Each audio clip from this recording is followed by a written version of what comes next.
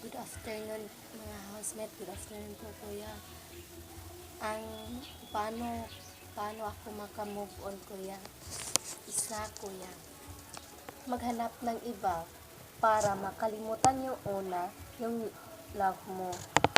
Ito ang gagawin mo kuya.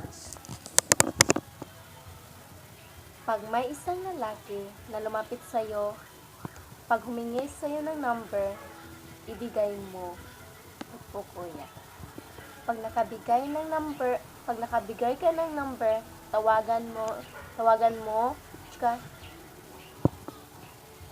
hello, Ate Suni, oo, ayan, yan po kuya, sama ka na makamove on ka.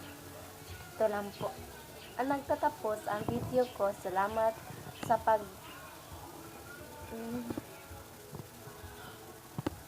bye-bye po, and God bless you.